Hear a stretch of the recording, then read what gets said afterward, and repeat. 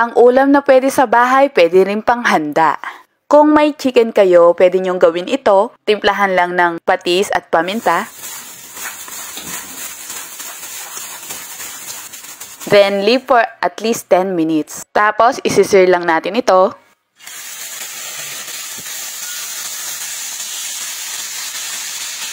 Pag slightly brown na, pwede na itong hanguin. At iset aside muna natin. Tapos, alisin ko lang muna itong mga naiwan dito kasi dito tayo magigisa. Ito yung kagandahan nitong non-stick pan na to. Ang ganda-ganda talaga kasi talagang non-stick siya. Naggisa na ako dito ng sibuyas at bawang. Tapos, ibalik natin itong manok.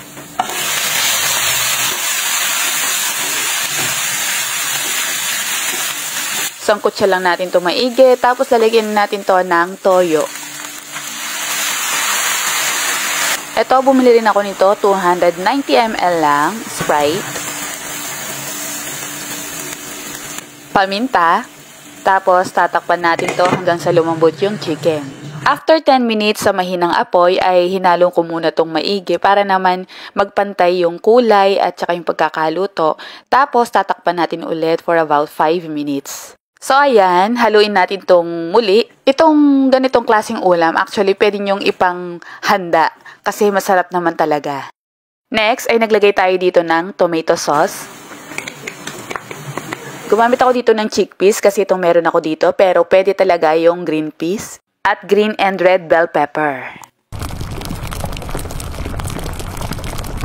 Konting halo. Tapos isisimmer natin to for 2 minutes para naman maluto din ang ating bell peppers. So, heto na nga. Tingin pa lang ay ang sarap-sarap na. Actually, mga ka-MU, nung unang matikman to ng aking mister, sobrang gustong-gusto niya talaga kasi malasa. Napaka-flavorful niya. Mainam din itong pang-baon ng ating mga kids o kaya ni mister sa pagpasok niya sa trabaho. Yan. At pwedeng-pwede rin itong ipanghanda kasi minimal ingredients lang naman ito. Ano?